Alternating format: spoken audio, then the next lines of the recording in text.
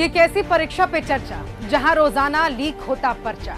मोदी सरकार ने देश की शिक्षा व भर्ती प्रणाली को पूरी तरह से तहस नहस कैसे किया है। NEET, UGC NET, CUET, common university entrance test में पेपर लीक, धांधली और घोर अनियमितताओं का अब पर्दाफाश हो चुका है। बहुप्रचारित एनआरए नेशनल रिक्रूटमेंट एजेंसी पूर्णतया निष्क्रिय साबित हुई है।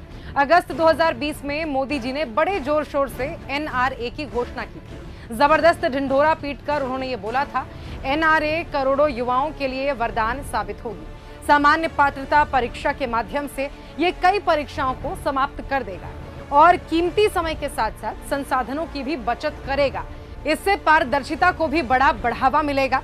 सरकारी नौकरियों के लिए मोदी सरकार ने दावा किया था कि एनआरए सभी नौकरियों के लिए एक ही परीक्षा भर्ती करवाएगी। 4 वर्ष बीत चुके हैं। नेशनल रिक्रूटमेंट एजेंसी यानी कि एनआरए ने अब तक एक भी परीक्षा देश में आयोजित नहीं करवाई है। 3 वर्षों के लिए एनआरए को 1517 करोड़ से भी ज्यादा का फंड मुहैया कराया गया था, लेकिन दिसंबर 2022 तक केवल 20 करोड़ ही खर्च किया जा सका। जब संसद में विपक्ष ने इस पर जवाब मांगा तो मोदी सरकार टाल मटोल करती रही, बहानेबाजी करती रही। एनआरए को केवल निचले स्तर पर अभ्यर्थियों की छटनी करने के लिए एक एजेंसी मात्र बना दिया गया, बल्कि उसको भर्ती परीक्षा की एकमात्र एजेंसी बनाया गया था। 30 लाख सरकारी नौकरियां खाली हैं। इन्हें ना भरकर मोदी सरकार द्वारा एससी, एसटी, ओबीसी व ईडब्ल्यूएस युवाओं से आरक्षण का अधिकार छीनने की योजनाबद्ध साजिश रची गई है।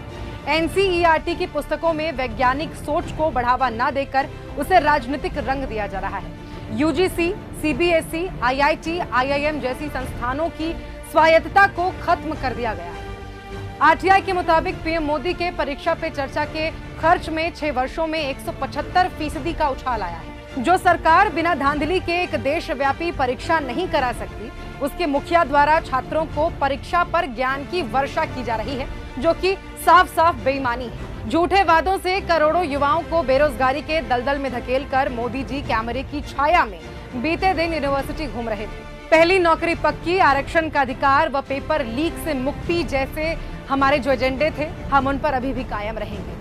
युवाओं के अधिकारों के लिए सड़क से संसद तक हमारा संघर्ष जारी रहेगा।